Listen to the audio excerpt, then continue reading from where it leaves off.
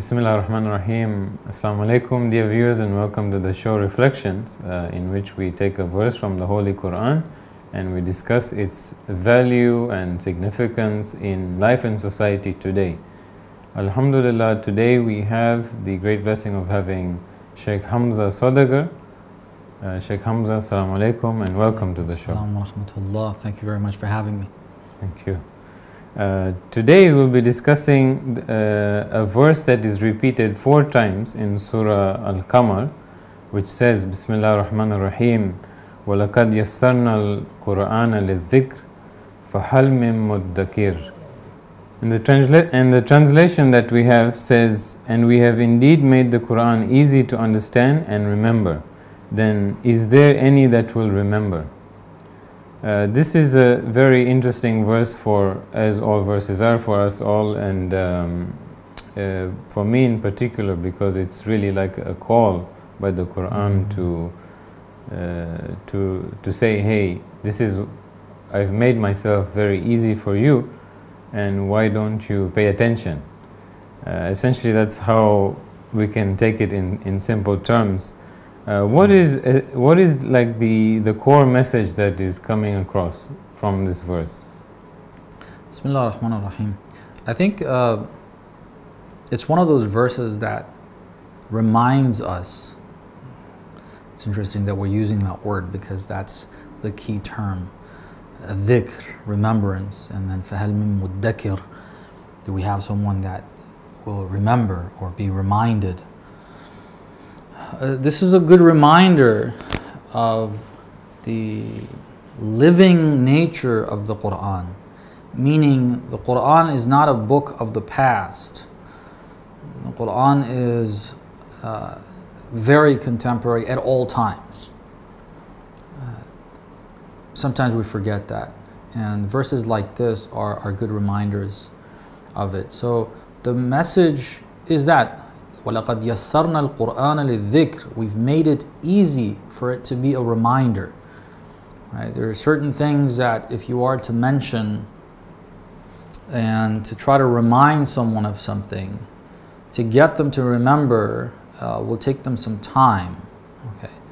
But the Quran, God says the way we revealed it, the wording of it, the way these different concepts have been put together, out of all the different concepts that are available, God selected the best and the best language, not referring to only the Arabic, within Arabic, the best combination of words, the best sentence structure possible, to make it easiest for a person to be reminded. And it says, وَلَقَدْ يَسَّرْنَا الْقُرْآنَ لِلذِّكْرِ فَهَلْ مِن مُدَّكِرٍ. We're looking for someone that would be wanting to be reminded by those verses. So the Quran is a book that we should be reading with the objective of being reminded. Although this is mentioned in a particular chapter of the Quran, Surah Al-Qamar, and there are various stories, some of which have been repeated, if not all, more than once in the Quran, sometimes from different angles. Same historic account is referred to and discussed. But in this chapter it says, after each of those stories, وَلَقَدْ يَسَّرْنَا الْقُرْآنَ لِلذِّكْرِ فَهَلْ مِن مُدَّكِرٍ. So it's in a particular context, but generally speaking, as it says, it doesn't say وَلَقَدْ يَسَّرْنَا سُورَةَ الْقَمَرِ لِلذِّكْرِ. It says وَلَقَدْ يَسَّرْنَا الْقُرْآنَ لِلذِّكْرِ. The whole book has been made easy and simple for it to be a reminder. So are there people that would be reminded by this? Okay. So the whole book is there for that. We should look at it with that understanding, and we are seriously lacking behind. The biggest problem of the Muslim Ummah today that has caused us to fall so far behind and to be oppressed and to be backwards and to be behind many other nations in certain aspects, of course, in the material aspect particularly, and to allow for others to rule us, to govern us, to oppress us. The rulers that sometimes may be seen as Muslim as well, but are puppets of other kuffar, to be more specific. The puppets. The reason why this is happening is because we have not been adhering to this and similar verses. هَلْ مِن مُدَّكِرٍ. We have not taken the Quran as a book that provides us with guidance. We have many times taken the Quran as a book that we read for a reward that we hope to receive in the hereafter, and that's not entirely wrong. However, that's not the objective of the Quran. Right. Quran is dhikr. Yeah, that's exactly what I wanted to ask as well, is just briefly, what role and value should the Quran have in our life? You know, as far as, okay, so we're supposed to read it, reflect on it, think about what verses, what the messages are within these verses. But if you look at the Ummah at present, there are so many, there's so many different roles or values that we've attributed to the Holy Quran. What does the Quran have to say about itself as far as how it should be considered? Like what value should it have in our life? I think I'll use the wording that we find in this verse that you mentioned, and it's the subject of our discussion. Dhikr, reminder. Okay. I don't want to focus so much on the concept of it being a reminder, which means that from this aspect of it implying that we already know something and we forget and we need to be reminded. Right. Okay. I don't want to focus on that part of it as much because unfortunately, although the verse is pretty explicit about that, it's يَسَّرْنَا الْقُرْآنَ لِلذِّكْرِ فَهَلْ مِن مُدَّكِرٍ. It's reminders. We should already know these general principles. Right. Okay. But we get so tied up with our mundane material life, and that becomes our focus so much that it's almost as though we have completely forgotten it to the level of not even knowing it at all. So I don't want to focus on that aspect of it, although it should be. But what it means by reminder, if you look at the context, the stories that are mentioned, you go over the stories of previous nations and what they went through, the choices they made, and where they ended up. And then it gives you this. Okay? In other words, the role of the Quran for guiding the Ummah is the most fundamental and the most pivotal role that you could imagine in the guidance of the community. Okay. What I mean by that is the role we have given it is simply, as I said before, simply to read it, to recite it, hear beautiful recitations, which are okay, it's all good, there's nothing wrong with that. However, limiting it to that is the issue. Right. Do we have the Quran as our way of forming our economic structure? Right. Do we have the Quran as the basis of our power structure? Okay. Governance in the Muslim Ummah? No, we are very, very far from that. Do we have the Quran giving us the understanding of what the family structure should be like? No, it's not based on the Quran. Okay. And you name it. I mean, these were some very basic, clear examples of the Quran talking about when referring to previous nations. When you look at the story of Prophet Lut, okay, that has to do with family structure. The sin of the people of Lut had to do with family structure. Right. And the examples are given. And then, what were we supposed to do with that? This verse, although it may not be mentioned right after that particular story, but that's one of the stories that are, as the verse says, وَلَقَدْ يَسَّرْنَا الْقُرْآنَ لِلذِّكْرِ. We've made it simple, so there's guidance there. From a particular angle, there's other stories, other angles of the family structure, political structure, economic structure, and all of that. That's what the Qur'an's role is. When we look at the Muslim Ummah right now,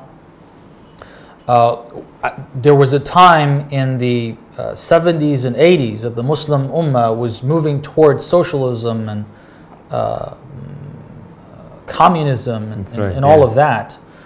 And there were those influences. And post-USSR, we see that much of the Muslim Ummah has moved towards Western liberalism, capitalism, those structures of economy and governance and even value systems, unfortunately. Right.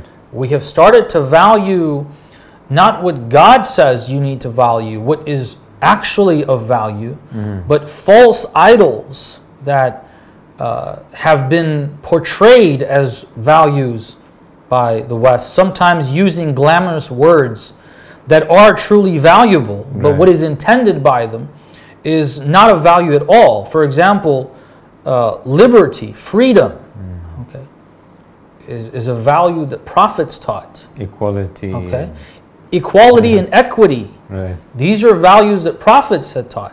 But what is meant by liberty is being an animal, is being lawless, is allowing your desires to drive you, is to do as you wish and step all over anybody else's true human rights. Unfortunately, out of all the human rights that really exist, they've added certain things and made them into human rights, whereas they're not only not rights, they are the most evil thing that destroys humanity, like homosexuality. That lifestyle is considered a human right. This is not a human right. It devastates and destroys human society. As the verse in the Quran, one of the verses that talks about the story of Prophet Lut and his people, it says, أَتَأْتُونَ الرِّجَالِ شَهْوَةً مِّن دُونِ النَّاسِ مِن دُونِ النِّسَاءِ. And then it says, one of the instances, there's a few times that this is mentioned in the Quran, it says, وَتَقْطَعُونَ وَيَقْطَعُونَ السَّبِيلِ. They cut the path of the continuation of human presence on earth. This lifestyle leads to the decline of population, Right. okay, and other problems that it has. These are simply examples that when we look at the state of affairs of the Muslim Ummah, and then we look at the teachings of the Quran, this verse is a reminder that, look, this is the way you're living your life. You're reading the Quran for the reward in the hereafter, but your lifestyles are entirely based on a completely different value system. And this is this should be a wake-up call every time we read that verse and similar verses. Well, I guess one of the challenges is that many people feel that they are not capable of drawing these lessons from the Holy Quran, that it should be left to an ayatollah or a great mufti or a person of very high stature. So how do we overcome this misconception that these messages should be relayed to you or interpreted for you in a confident way, such that we really build a personal relationship to the Holy Quran? Well, the first thing is, it's interesting you asked that question because the verse is very explicit in answering that question. لَقَدْ يَسَّرْنَا الْقُرْآنَ. We made it easy and simple for it being a reminder. And are you not of those, هَلْ مِن مُدَّكِرٍ? It's encouraging us to be of those that is reminded by the Quran. So the Quran being a reminder, you don't need an intermediary here. You don't need someone else to come and tell you what this is. This isn't to negate the importance of having proper tafsir that the Prophet himself put forth. He explained, and Amirul Mu'mineen took from the Prophet and he explained, and Imam Hassan and Imam Hussein and Imam Zain al-Abidin all the way until the 11th Imam, and in some cases already from the 12th Imam. And inshallah, when he comes more directly, we will receive that from him. This isn't negating that or not seeing the importance of that. But as the Prophet said in Hajjatul Wada, إِنِّي تَارِكٌ فِيكُمُ الثِّقْلَيْنِ, there are two weighty items I'm leaving behind when I'm leaving you. One of them is the Quran, the other one is the Itra, the Ahlul Bayt, Salamullah alayhim ajma'in. The Quran is one of those weighty objects. We need to refer to it directly. Right. The Prophet didn't say, I'm leaving behind one of you. No, it says together. So we've got to spend time with the Quran directly. It doesn't say you need it through scholars. No. Again, this doesn't mean that we come up with our own personal interpretations, don't listen to anybody else. No. We have discussions. There are some who are more learned. They've spent more time with that. We can ask them, hear them, but still think ourselves and look at those verses. When we look at this, there's two things that I would like to say about this, right? One thing is I would encourage believers to learn the Arabic language, not to speak. Okay, we don't need to become Arabs. Right. The Quran and the Prophet didn't come to make all people in the world Arabs. Okay, and for that to become their language. No, that's not the case. That's a very wrong understanding of the objective of Islam. No, but learning the Arabic language to the extent where you can actually make out what the words mean, right? That's very possible without becoming an Arab, without becoming an Arab speaker even. Okay, and we have many. Allama Tabatabai, for example, who's put Al-Mizan together. I think if he spoke Arabic, it wasn't very nice. Right. Okay, not disrespecting Allama Tabatabai at all. I'm just picturing. I love him very much, but I know his background and I know what his accent, because I've heard him speak Farsi, which is closer to his original tongue, which is Azeri or Turkish. And I could just imagine what it would sound like if he would speak Arabic. But his understanding of the Quran is phenomenal. We don't have any Arab that has had that level of understanding from the Quran, as far as I know. This is the extent of my knowledge and my understanding. At least it's one of the top tafsirs that we have available. We can do that. So I encourage, start learning more of the Arabic language so that when you read the Quran, you can start gathering more of the meanings. Okay. And the other thing is, if we haven't done that, it's okay to rely on translation, but always leave room, because translation is the understanding of a human being of the verse of the Quran, right? It's not the actual word of God. The actual word of God is the Arabic. Okay. So there might be something lost in translation. There might be, like, if I look at it, maybe I have a slightly different understanding of that, which is all fine. So refer to the translation, think about it. And the key thing is two things with regards to the Quran and understanding. One is constantly and continuously being in touch with the Quran. Read it on a regular basis. And secondly, spend a little bit of time at least thinking about what is being said. So when you say to read it on a regular basis, like what, how many verses a day? We have hadith that says at least 50 verses a day. Okay. If we can do 50, I don't want to make up something. I heard someone else, maybe they saw a hadith. It was a scholar I was listening to. The hadith I saw said 50, but we do have a hadith which give different numbers in other cases. I haven't seen them in this case. It's possible that one hadith says 50 at least, the other one says at least 30. That scholar was saying 30. I'm not sure. Okay, we have that in other contexts. And there's reasons behind that, because you see that there's different degrees. One says at least 50, the other one says maybe sometimes less than that, so that, you know, if you can try to push for 50, if you can try to push for more. Right. We have another hadith, just to build on that point, we have another hadith that says, the companion comes to the Imam and says, is it okay if I'm able to go through the entire Quran over the course of 3 or 4 days? Okay. The Imam says, don't do that except for Shahr Ramadan. The month of Ramadan, try to do that. Now, if you do it, if you go through the Holy Quran from cover to cover in 3 days, you can technically get, if it's 30 days, you'll get 10 rounds. You'll go through the Quran 10 times. Right. Now, depending on the knowledge of Arabic and the acquaintance of a person with the Quranic text, right? That may be too quick to be able to gather anything, and one may spend so much time they may get tired. I'm not encouraging that necessarily. You have to, well, the point that I was trying to make is that depending on your capacity, you might be able to do more or less. That's right. That's what we get. But I mean, 30 verses, and many of the verses are not very long. You know, you can find 30 verses in some of the shorter surahs of the Quran, and do them. But spend time thinking about them. Even the small chapters of the Quran that a lot of times I see neglected, because we're interested in reading some of the longer verses and then trying to look for interpretation.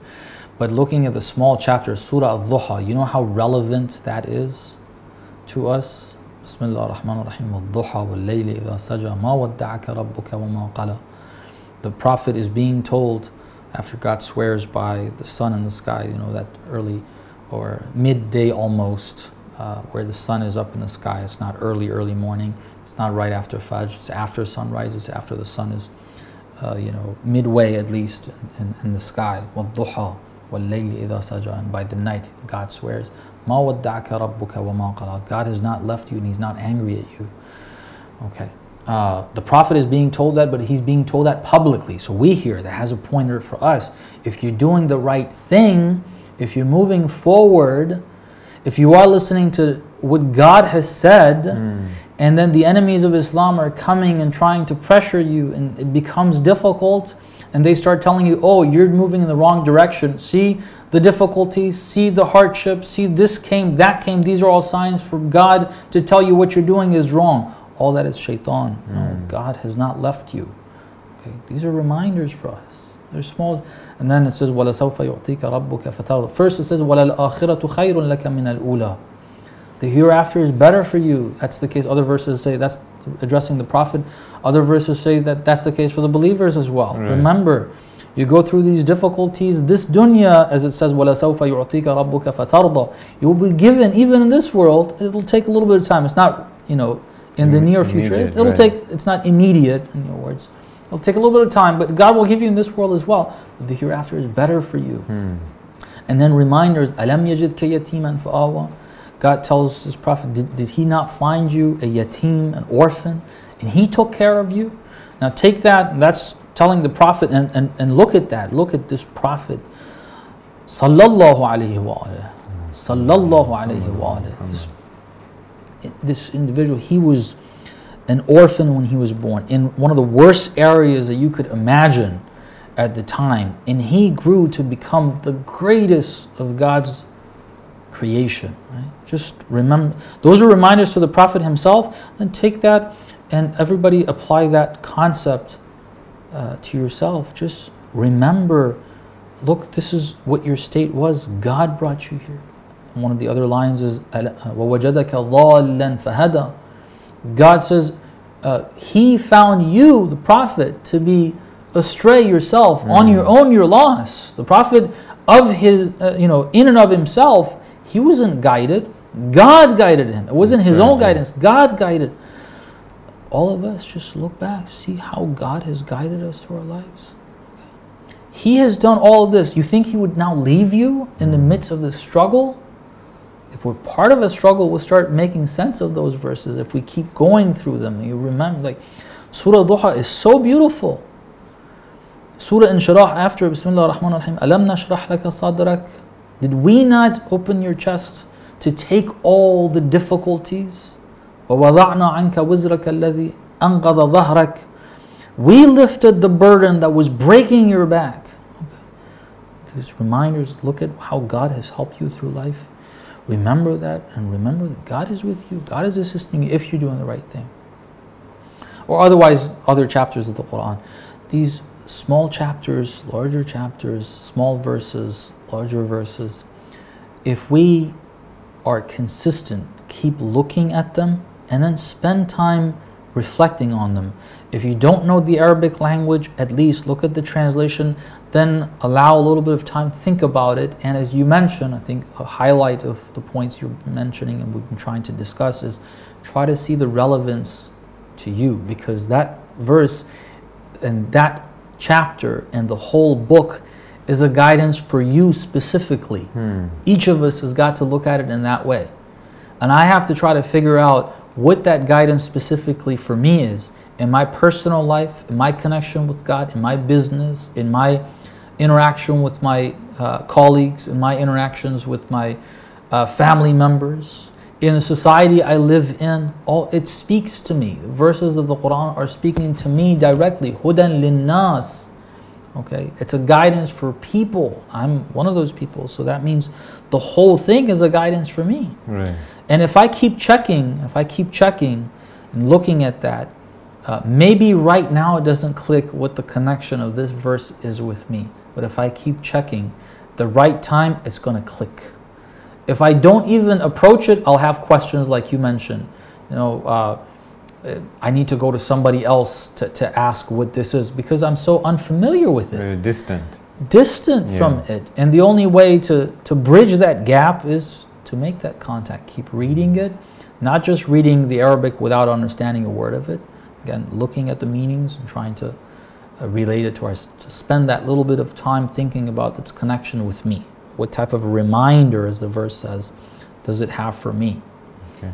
Sheikh, thank you. I would like to take a break here and we'll be back very soon. Inshallah, we'll continue with the discussion on this verse and we'll get into more of the current socio-political and cultural environment and how we can insert the message of this verse as a solution to these to the current problems. Inshallah. Inshallah, we'll be back in a few minutes' time. Thank you.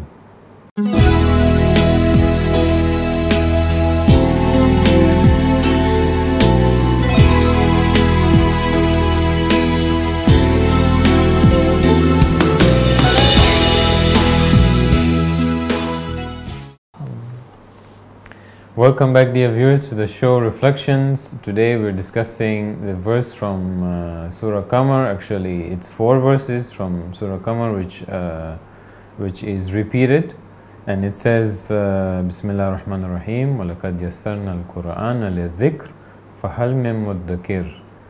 And previously, before the break, we've been talking about the general message of this verse.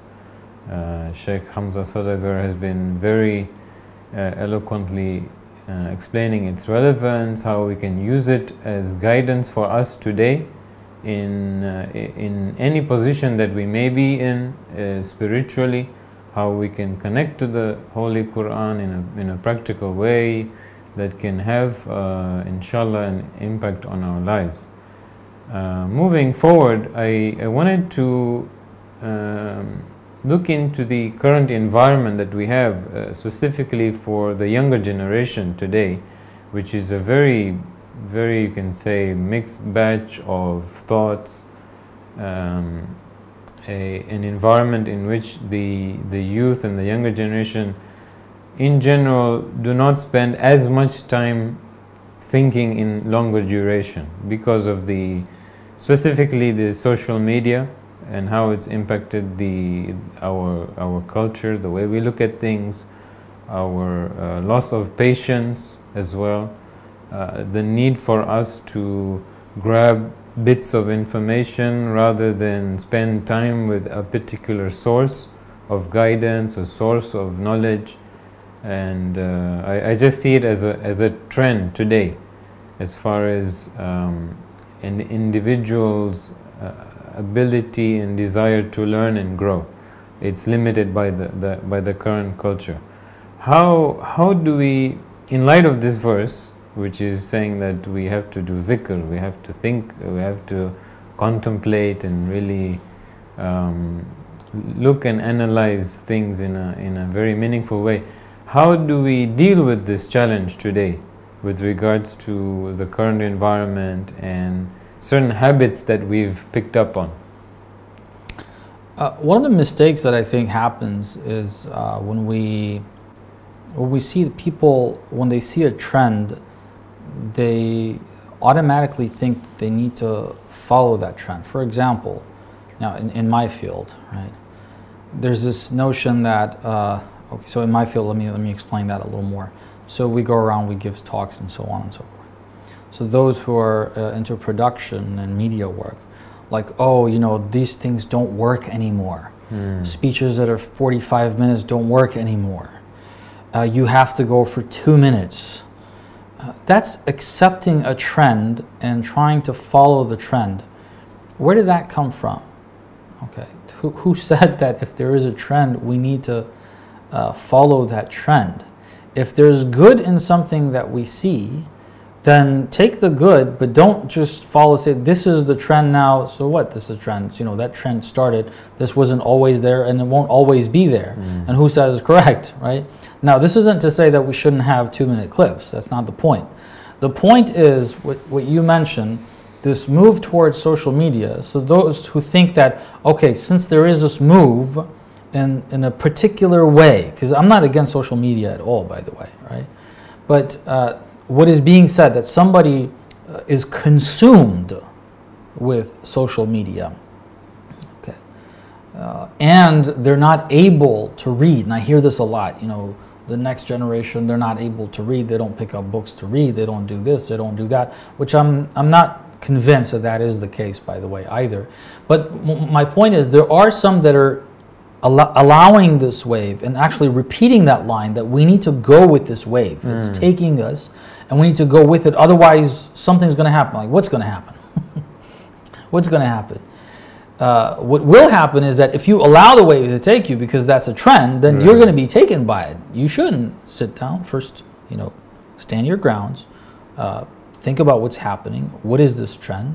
Understand it, analyze it, see what you need to do in regards to it. For example, you might come to the conclusion that you might need certain productions that feed into that as well, but don't say leave everything else and do this. Right. That's allowing the wave to take you to a direction that you don't even know where that is. Okay, so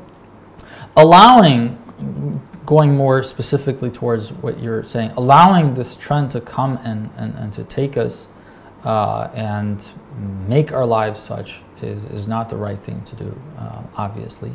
We need to realize that, as this verse and many other verses of the Quran talk about contemplation, reflection. And it's not only social media, by the way, jobs, right?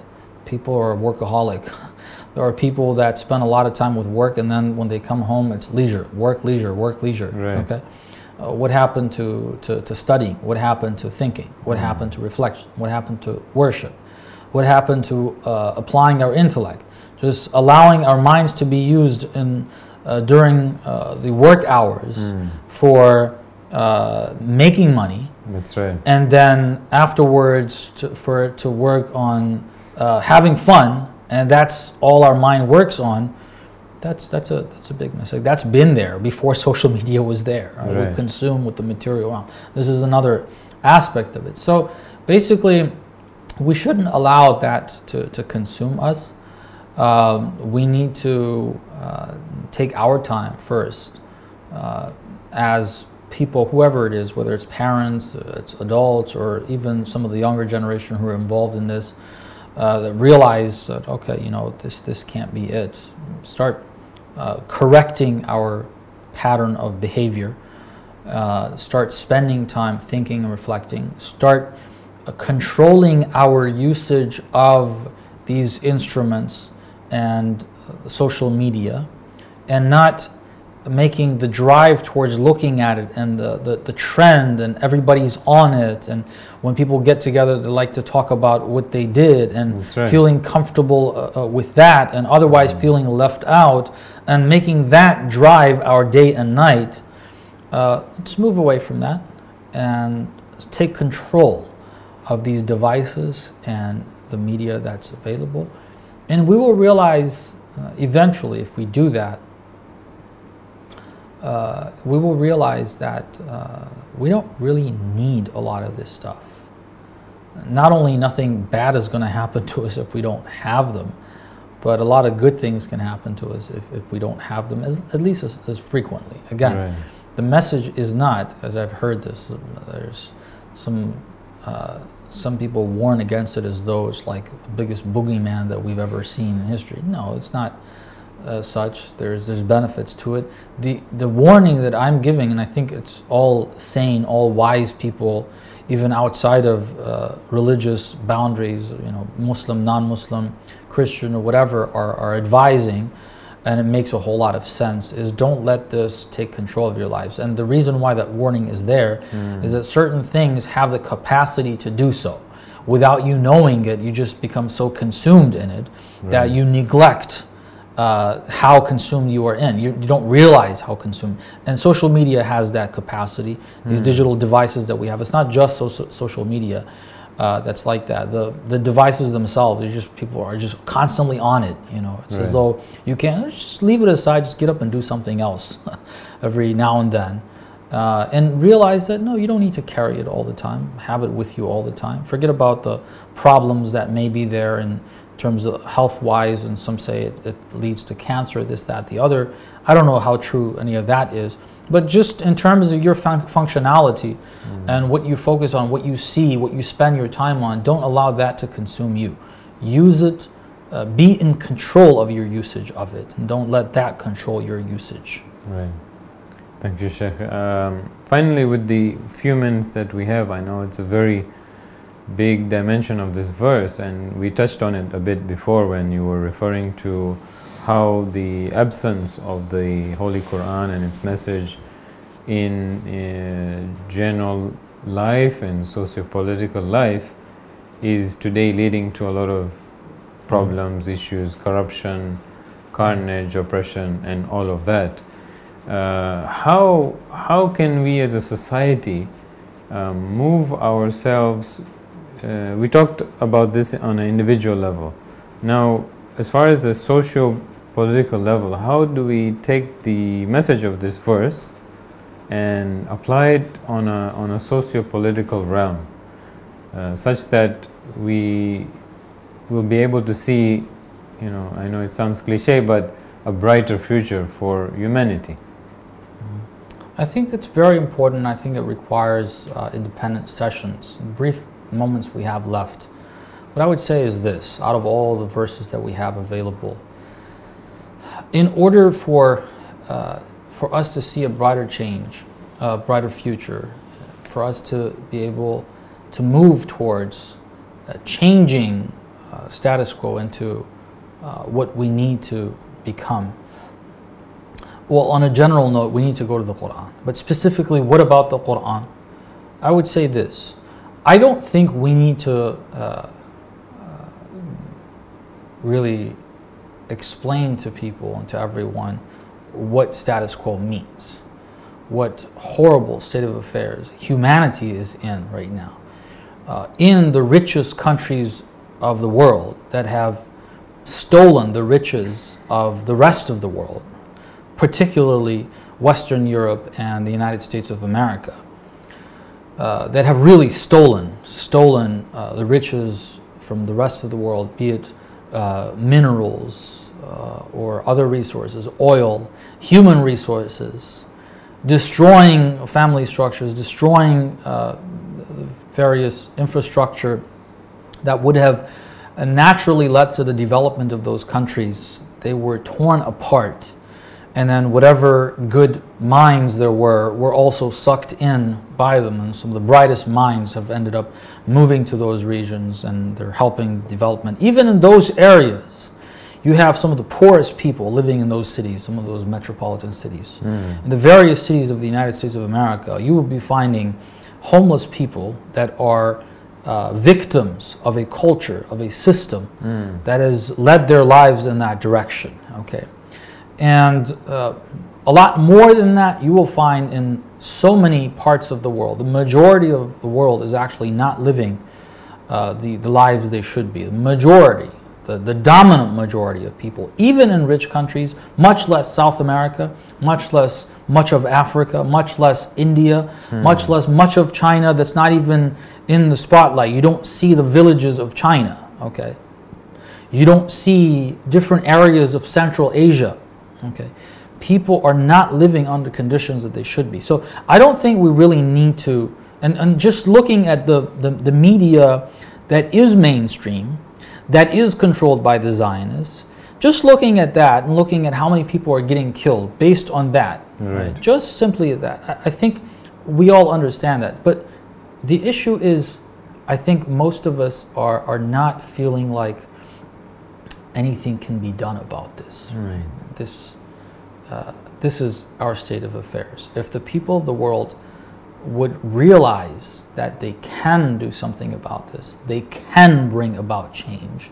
If they would believe in that, even if half of the population believed in that and knew what direction to move towards with faith in victory, then you would see a different world. That's what the Quran gives us. And it's a truth. It's as true as it gets.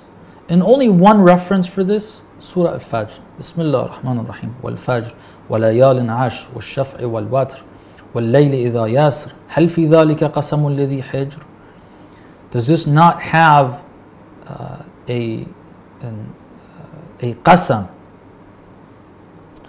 for those who possess intellect? Ladhi hijr. Alam tarak, and all that swearing by Al-Fajr and so on and so forth. Alam tara kayfa fa'ala rabbuka bi'ad. Did you not see what God did to those corrupt people of Ad?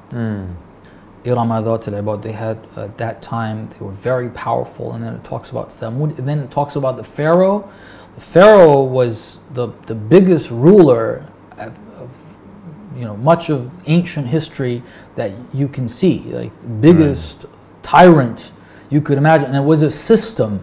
It wasn't just an individual. It was a huge system that governed that area. Probably the biggest empire of his time. It says, وَفِرْعَوْنَ ذِي الْأَوْتَادِ الَّذِينَ طَغَوْا فِي الْبِلَادِ. All these people, they rebelled. They were rebellious in these various regions.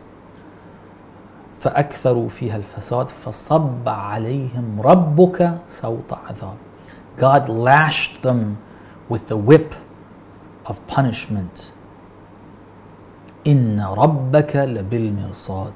God is waiting for that. He's hiding there to ambush. That's what mirsad is, right? Hiding so that he's not seen, his plans are unseen, right? He's going to get all these tyrants. Believe that God will assist. You will become the instruments through which God will overthrow this entire system of tyranny that's ruling the earth right now. Okay. Inna rabbaka labil mirsad. God has this plan. He is making this happen. If you believe in that, and you know that God's instruments are the human beings that will make this happen, you will be 110% sure that whatever steps you take in that direction will be effective, even if you don't see it in your time, the next generation will. That gives you hope that is unmatched by any other source of hope. When you have that hope and true belief and faith in bringing about that change, you'll start moving. But when you think, oh, what can we do? Right. What can I do? What can, our community, we're only this many people in this family or this community. We can't do anything. You can't do anything. I can't do anything. God can. God can. God is making this happen. He took care of the Pharaoh. He took, all those examples are for a reason. He took care of all these things, right? You do your share. God will make it happen through your hands. Okay? God will make it happen. With that understanding, I think we should have that. And then I'll use that example of the Quran giving us examples of the past. Look at the Islamic Revolution. At a time where these colonial powers, after 2 world wars, they fought each other and they just, designated different areas of the earth to themselves to steal the resources. Right. Okay, one of those areas that was very wealthy was Western Asia, that they call the Middle East. And the heaviest or the strongest grip they had was what we call the Islamic Republic of Iran today.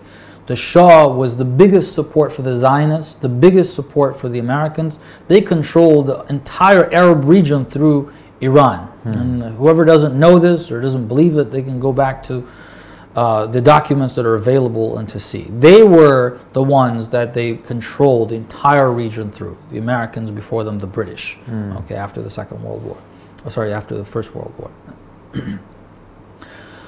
Who would think a man from Qom could stand, just a scholar without any weapons, without any degree from academia, without any support from the USSR, from any of these superpowers of the world, can topple a government, and then whatever plots come afterwards, they're able to stand. A people that have nothing. Okay. Allah subhanahu wa ta'ala made it happen. Allah subhanahu wa ta'ala made it happen. And the only thing we see is that movement is growing. They have made progress that's unimaginable, despite all the odds, despite all the sanctions, despite all the wars, despite everything. You see that movement is expanding. That's an example in the contemporary times that we see. Allah subhanahu wa ta'ala assists. How many people told Imam Khomeini, look, what are you doing here? Do you really think you could do this? He said, no, I can't. God can. We're just doing our taklif. Right. We do our responsibility. Nobody thought that it was actually doable. But it happened. It happened. When the revolution succeeded and the war started, like, oh, we can't do this. 8 years with all the sanctions and all the supply of weapons and intelligence and political support, media support, money and all of that from the East and the West, the United States of America, Canada, Western Europe, the USSR, all of them helped Saddam, right, okay, against the Islamic Republic. Nobody supported the Islamic Republic. 8 years, triumph was given by God, or God gave to the believers. We see these examples before us. In the Lebanon war, kicking the Zionist regime out of Lebanon was one thing, but then the Lebanon war that people can remember, 2006, the 4th greatest, as some say, military or army of the world against a tiny guerrilla movement, as they call it, supplied by who? The Islamic Republic of Iran, that's been sanctioned for all these years. Who was given victory? An-Nasr min Allah. Okay? Innama an-Nasru min indillah. Victory and triumph can only be given by Allah. When you read these verses, then you gain this confidence and belief that God will assist you.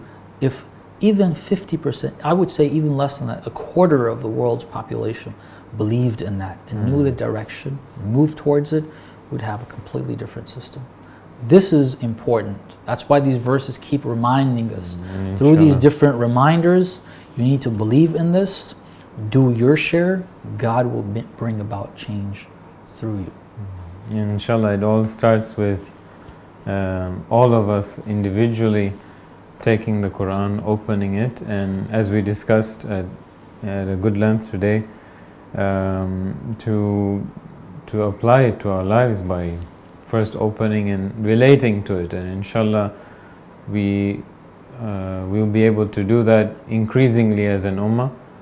Sheikh, I thank you very much for sharing your knowledge today, and we hope to have you back here again soon, inshallah. Jazakallah. Allah bless you. And that's all we have for today, dear viewers. We thank you for joining us today. Inshallah, we'll be back in another session of reflections in the near future. Assalamu alaikum wa rahmatullahi wa barakatuh.